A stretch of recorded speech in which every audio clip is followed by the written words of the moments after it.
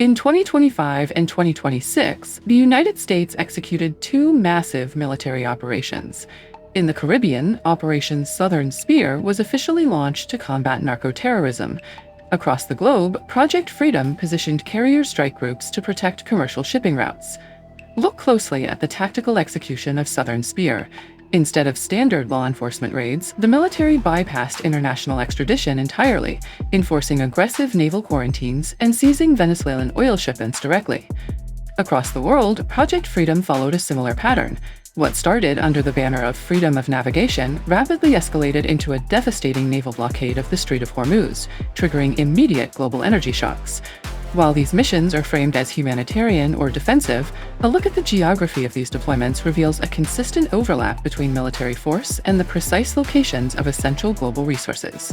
To understand how nations and private corporations weaponize global trade today, we have to look back at the ultimate historical example of profit-driven military power and figure out exactly why it collapsed. In the 17th and 18th centuries, the British East India Company was chartered as a mercantilist trading firm.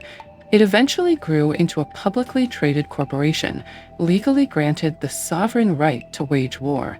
This visualizes the staggering scale of their private forces. The company's armies amassed 260,000 soldiers, dwarfing the British Crown. They leveraged this force with brutal efficiency, conquering India, extracting tax rights, and engineering a global narcotics trade, funneling all wealth into shareholder profit. Governing a diverse, subjugated subcontinent strictly to maximize quarterly earnings carries massive systemic risks. That inherent volatility exploded in the 1857 Sepoy Rebellion.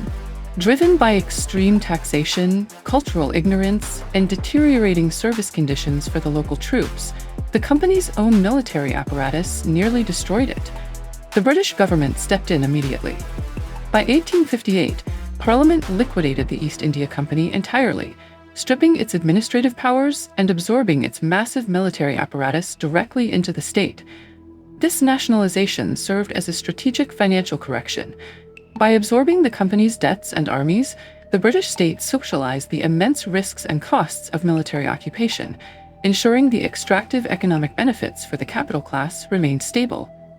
Today, a multinational corporation isn't going to field a 200,000-man standing army to secure global resources. That model is too expensive and far too visible.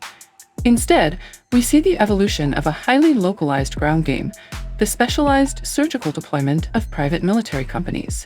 These modern corporate entities supply highly trained contractors to guard isolated, incredibly valuable extractive infrastructure.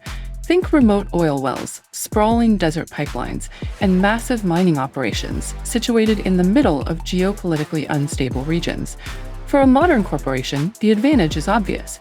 You can unilaterally secure your supply chain with zero democratic oversight, completely bypassing the need to lobby a host nation or a superpower to deploy an official army. Private military contractors represent the complete financialization of violence. They allow the private sector to commodify the local monopoly on force for pure asset extraction.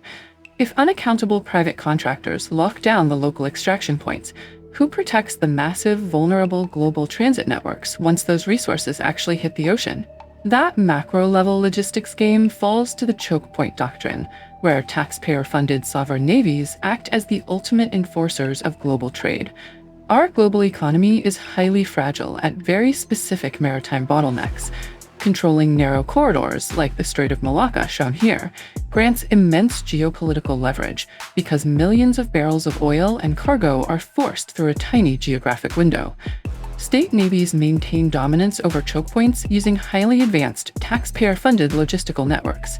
Fleet replenishment oilers physically sustain massive expeditionary blockades for months at a time. Which brings us right back to operations like Project Freedom.